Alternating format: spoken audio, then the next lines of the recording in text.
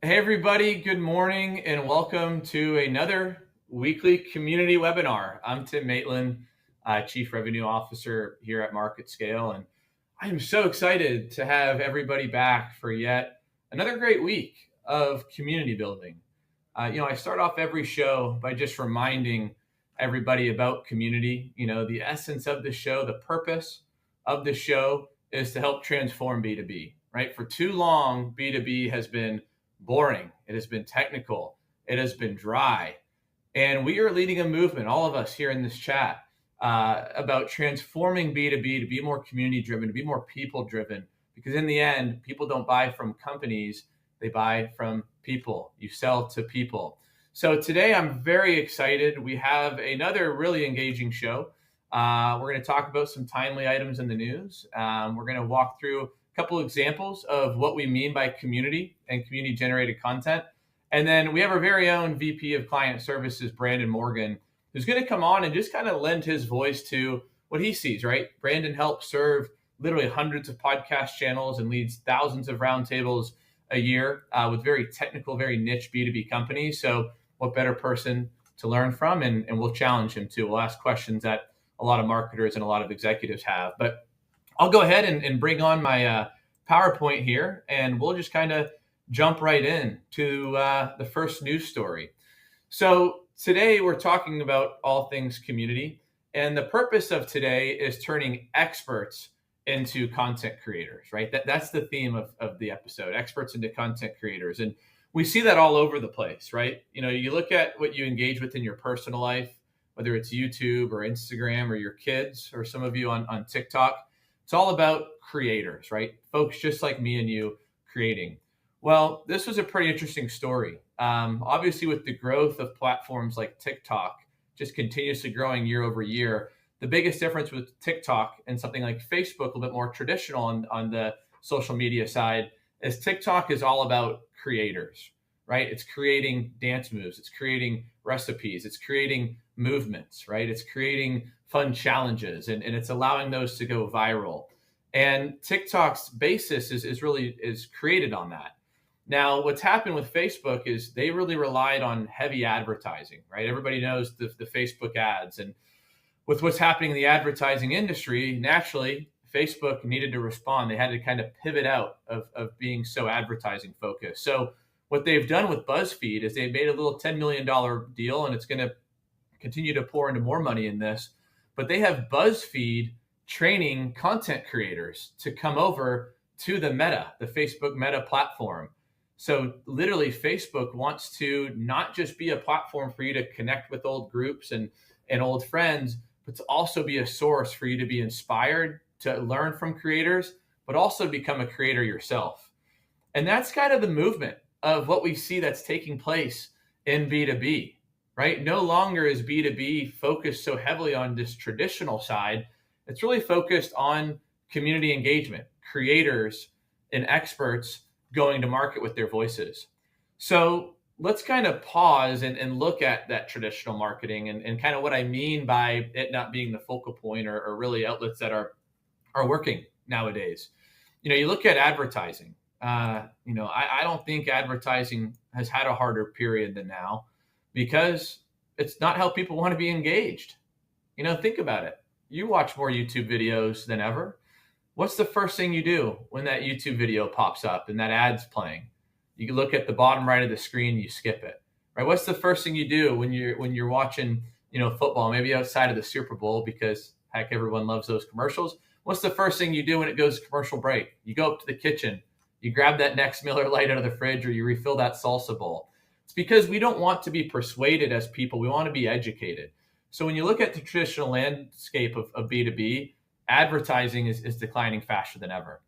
You look at your buyers, they're changing, right? Buyers are tending really to be millennials. Millennials make up the largest amount of the workforce right now in B2B. And they're digital natives, right? They're digital by the essence in their core. So you need to be able to understand how to reach your buyers. You look at trade shows. Trade shows, I think, are amazing. Personally, I love trade shows. I'm going to one on Monday in Atlanta. But they're just not scalable for companies, right? You have to play station to station to reach your customers. and you have to spend, a lot of resources to be able to be there. So it's pretty, it's pretty outdated, I'd say, in regards to being able to go direct and scale. Going to customers, their attention spans are shrinking, right? You look at things like TikTok videos, they're short, right? Instagram stories, they're short, right? We need to be able to engage our buyers in a more short, direct way, and not this very, technical and, more traditional communication. And then kind of lastly, you have the market uncertainty. You hear it every day. Oh, is the market up? Is it down? Is the crash coming? It's looming. It's not happening. Way too much noise, right? So as a company, you have to be efficient. You need to maximize every dollar because we can't control the market. So let's be efficient every single day. So when you look at the best companies in the world, they look at those bullet points we just were reviewing, and they say, you know what? We're going to engage communities, right? We'll spend some money and time, energy in those spots, but we're really going to spend our energy is building a community around our brand and making sure that we're engaging them and fueling them with consistent content. Now, to break down community, you might say, well, Tim, what do you mean by community? It's really the same as audience, right? Audience and community are the same thing, except I think audience really has more of a, a hearsay of being spoken at, right? You speak towards an audience. Community is people leaning on people, right? It's people sharing ideas with people. So a community for a business, it's really the folks that make up that business. It's the customers, right? Needing to be able to communicate and reach customers and hear their voice. It's prospects. It's the businesses that companies want to sell to. It's the sales channels and the manufacturing dealers and reps that you might sell through, right? That's a big part of a company's community. You have employees and new hires, right? What a huge part of the community. It's really the core, right? It's the people that are walking in the doors every day or signing in remotely every day. Then, of course, you have your local community. It's the charities you support, the universities locally that you hire from. And what a winning company will do is they'll say, all right, I have all these different folks in this community. They all have their own voices and they all have their own thought leadership. What I'm going to do is I'm not just going to celebrate that, but I'm going to turn all these individuals into expert content creators. And technology is making that easier than ever. And we're seeing it in use cases more than ever. I'm going to talk about a real life example that we see in the day to day. And I'm a little bit biased. I'm Texas Longhorn class of 2012, but I think we can learn a lot about Longhorn Network and what was established here. So to kind of paint the story, to paint the picture of the Longhorn Network, back in around 2011, ESPN and the University of Texas formed to build out the Longhorn Network. What the Longhorn Network is it's really UT's own ESPN. It is a channel where they show highlights of all their games. It's a channel where they'll bring on their head coach. In this photo, it was Mac Brown. Now it's Steve Sarkisian. They'll bring on their head coach. They'll bring on players. So they'll bring on football stars. They'll bring on baseball stars. They'll even bring on recruits, right? People who are newly on campus. And what they're doing with the Longhorn Network is really genius. Is they're saying, hey, University of Texas, we're a university, which means we're a community. We have administrators, athletic directors, coaches, players, professors. We have, recruits coming out of high school. We have everything in this community.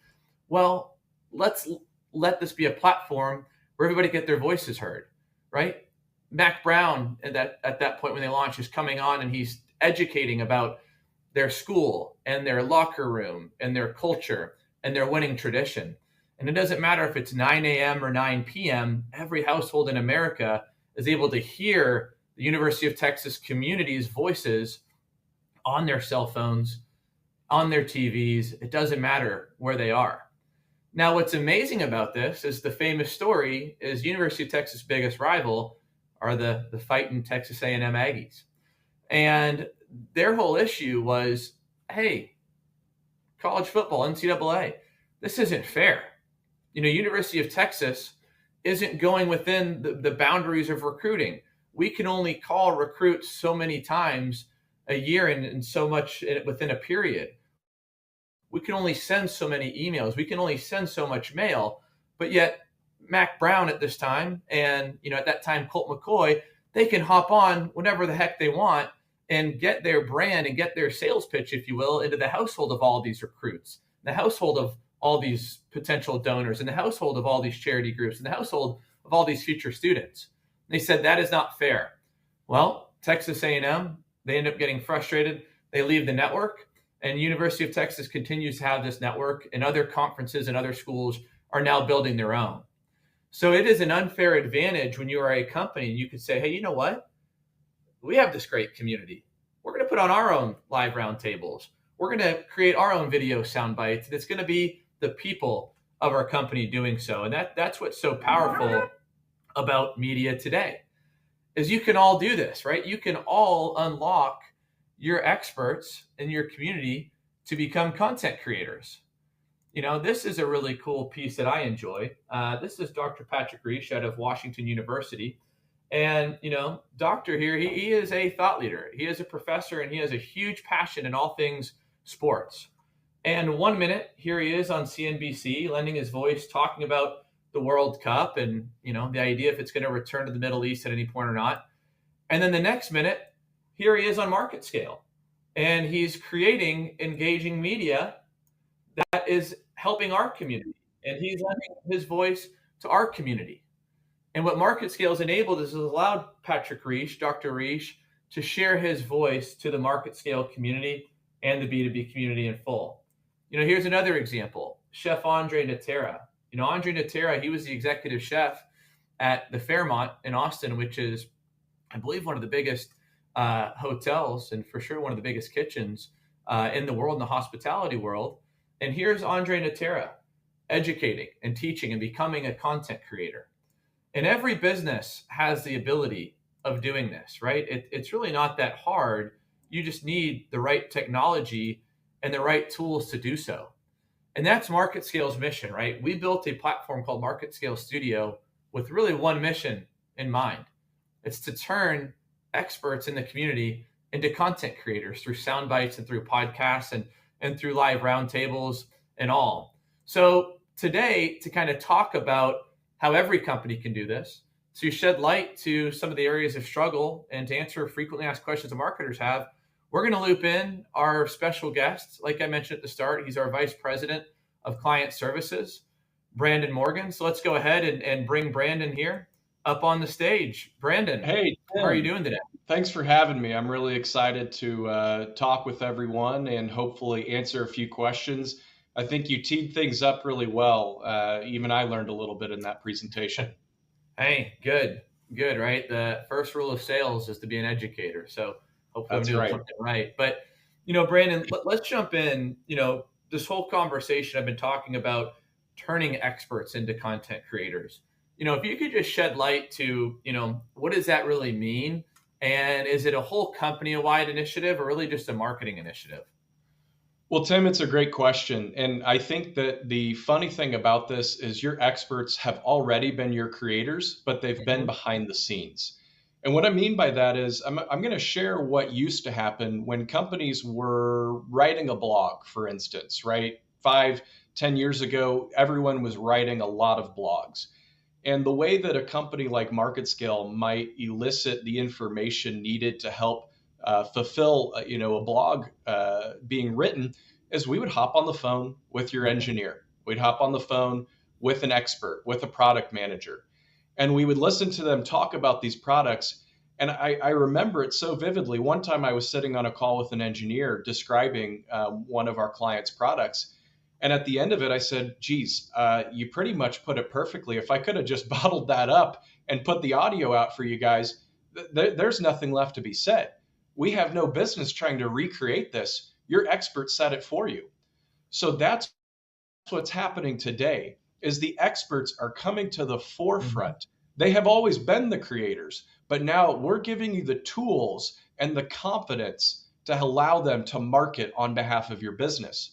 What's better than a small marketing team of 2 or 5 or 10? How about a team of 100 when your whole company's marketing for you? It's a great point. I love the story on the engineer. I think we see it in our personal life, right? I'll speak for myself, but I think this will ring true to some of you. But if I'm looking to purchase anything, right? Let's say I'm looking to purchase a new system for my home, like a surround sound system, or looking to purchase, a car. I want to go to something like YouTube and I want to see more of the product specialists. I want to see more of the people like me giving reviews, and I want to see the people of the product communicating to me. I don't want to see all that top down. So, I think that rings true, Brandon, but I know one of the biggest concerns is, well, heck, I would love to have my engineer, make videos for me, but he's an engineer, right? There's a reason he's behind the scenes for a reason. He might, be a little bit awkward, or he might be so smart he speaks too technical. How do you overcome that? Is it better to just put them on camera, or is it better to funnel it through a marketer? Like, what do you recommend? Well, Tim, one of the things about new technology is that it enables humans to do greater and higher level things. And so we're using technology, we're leveraging MarketScale Studio and other technologies that are out there to empower those engineers, build their confidence, make them look good.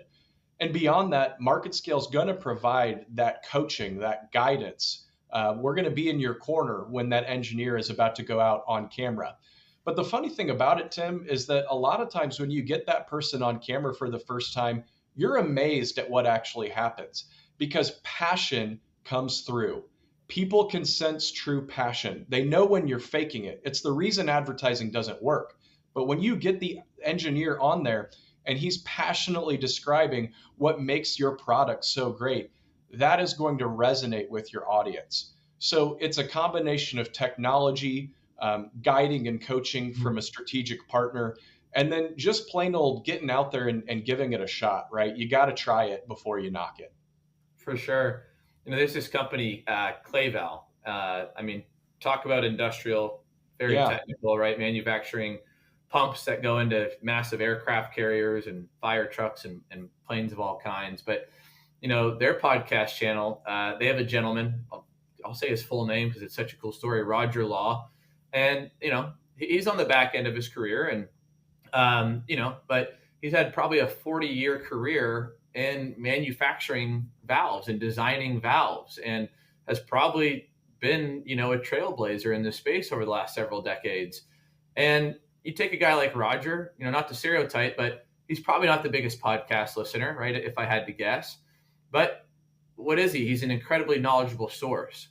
And, when you can essentially get him on a recorded phone call and let him talk about noise requirements and valve sizing, right? That's all knowledge that he has, he's going to retire with.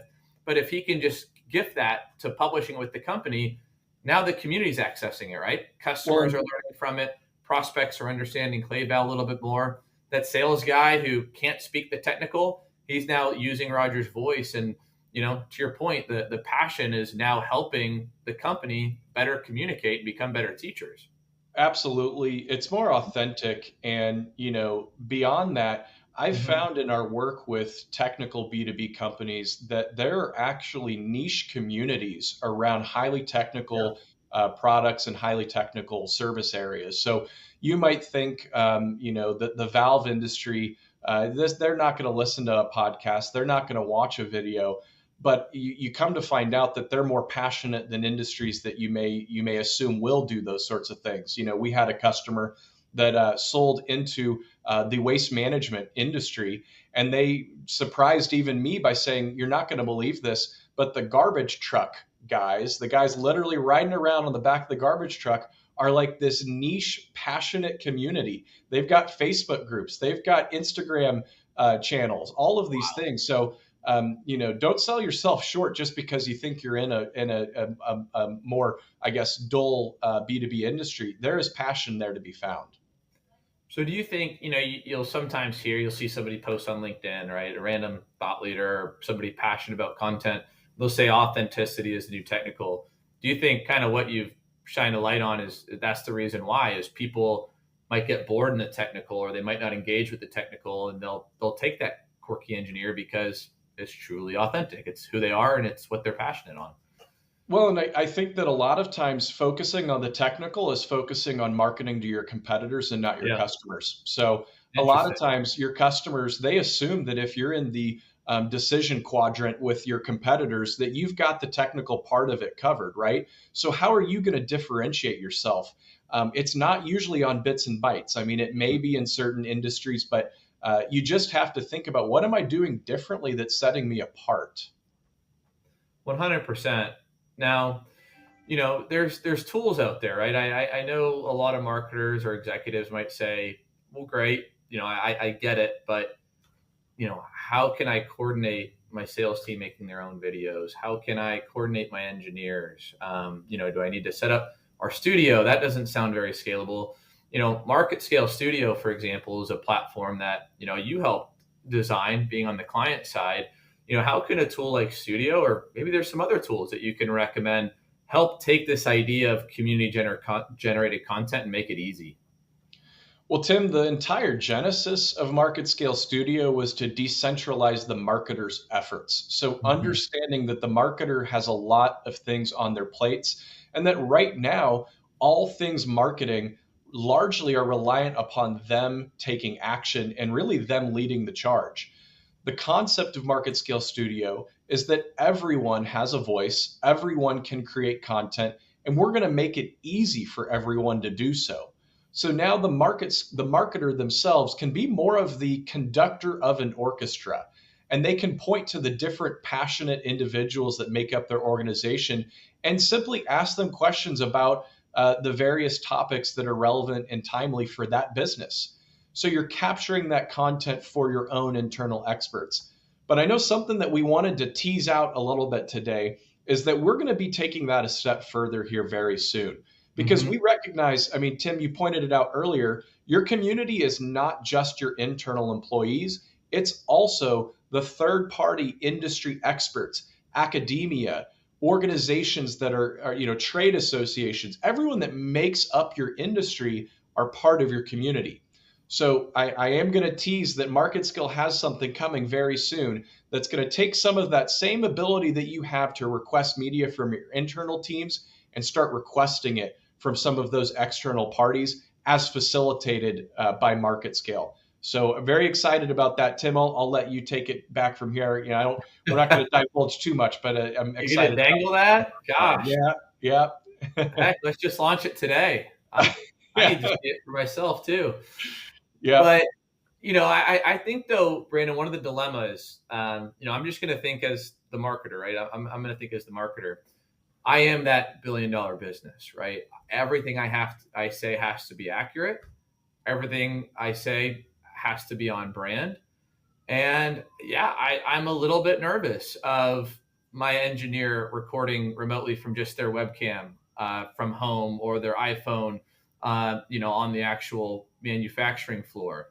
Or yeah, I'm a little bit concerned of allowing my sales team to start making their own videos because heck, part of what they're going to say might be a little bit off brand or off of our capabilities because naturally they're cowboys, they're sales guys, but also it's just not going to be pretty. It's not this polished video like we do with our agency. It's somebody with a shaky iPhone camera. So I guess my question is it better to produce something that is on brand in regards to logos and brand guidelines, but the content's a little bit raw, but it's quick? So quick, raw on brand content, or is it better to take your time and create that more polished piece that everybody approves and everybody enjoys?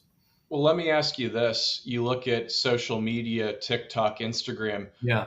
whose content is proliferating and growing and having a massive audience? Is it the influencers who are a little bit raw, a little bit off brand from time to time, but are creating content every day? Or is it your brand channel on TikTok that's hardly getting the level of followers that your daughter or your nephew has? So I mean, let's be real.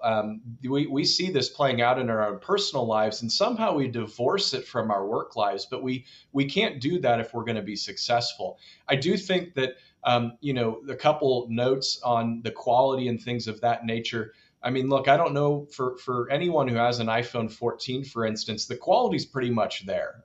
We're able to get the quality that you could get out of a live shot video.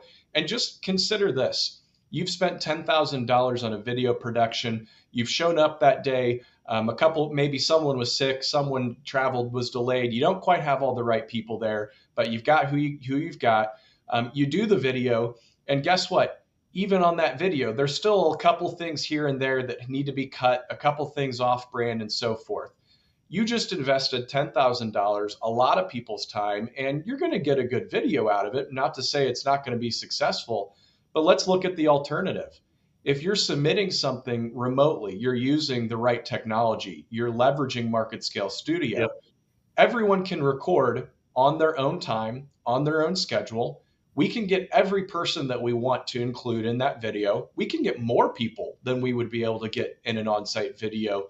And oh, by the way, nothing ever sees the light of day if it's not on brand or it's not, hitting the mark that you need it to. You simply decline that particular clip and have them try again because it's easy. So we want to encourage our partners to embrace that because look, we know it's coming and we're trying to guide our partners to be on the forefront of that as opposed to falling behind on that trend. That's a good point. And I think, to piggyback on that, something that just came to mind. So saying it for the first time, so make sure I say it right. But if you think about it, right, when you bring in the sales team, you bring in the engineer, sure, it might not be as complete, right, as a production that took 3 weeks. However, by unlocking the voice of that community member, what are they going to do, right? They're going to be way more likely to share their feature on that podcast or on that soundbite on their own LinkedIn, their own Twitter. Well, guess what? Now, salesperson Joe Stevenson, he's now sharing out his podcast feature, and Joe has a community of customers and prospects who follow specifically him, not even the company, right? He's got his friends in the network. And what do? They now like it. They now reshare it to their community. And now you are getting distribution, you're getting earned media that you weren't getting previously. And now you're cutting back things like that ad cost because you're getting more of that organic impressions, and you're allowing the community to now essentially do the marketing for you at the hundreds of scale. So, and to your point, Tim, having your community do the marketing for you, that's the name of the game. yeah. And by having more frequent, bite-sized, timely, relevant pieces of content, you get more and more distribution from your community. If all you're ever putting out is one hyper-polished video and it's coming out every 3 to 5 months, like I see with some businesses, then you're just not getting a great ROI. You could get so much more. And to be clear, there's still a time and a place for these polished kind of more, planned out style of videos.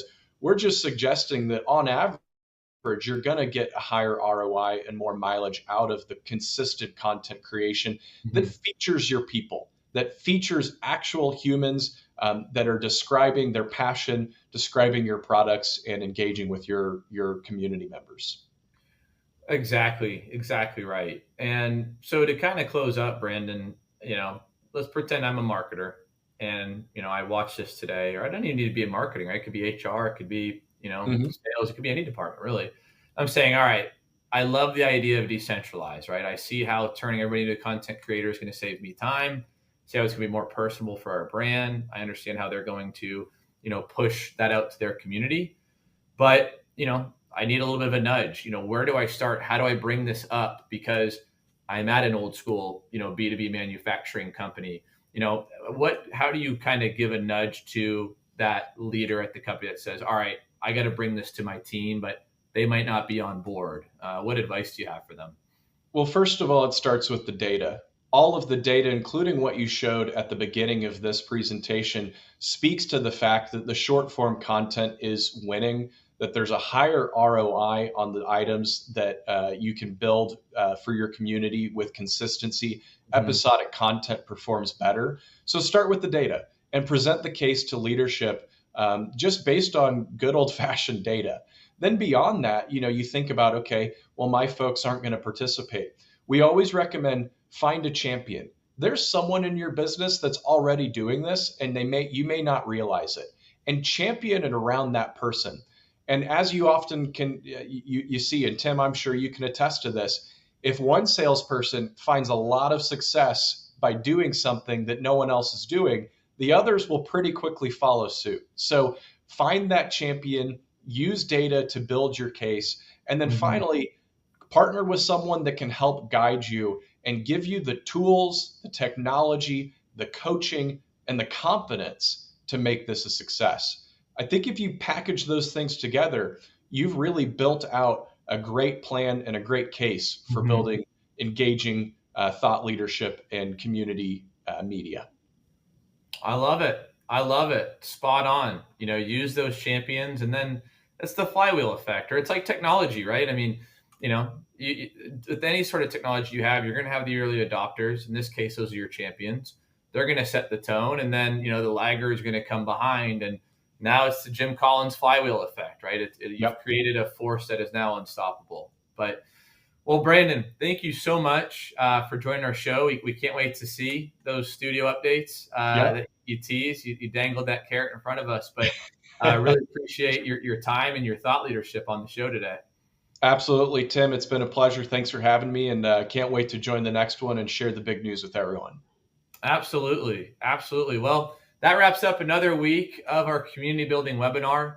I like to remind everybody at this time, community, it's where we go when times are good and when times are bad in our personal life. And in business, it's the same, right? Whether it's market uncertainty, whether we're trying to transform our business, we know that if we can build and sharpen a community, anything we tackle is going to be easier because we've got great people around us. So go out in the world today, go be a community builder in your personal life and in business, and it's going to be a good day. But thank you very much, everybody, for tuning in. We'll be here next Thursday, same time, same place, and we can't wait to see you again. Take care, everybody. Thanks, y'all.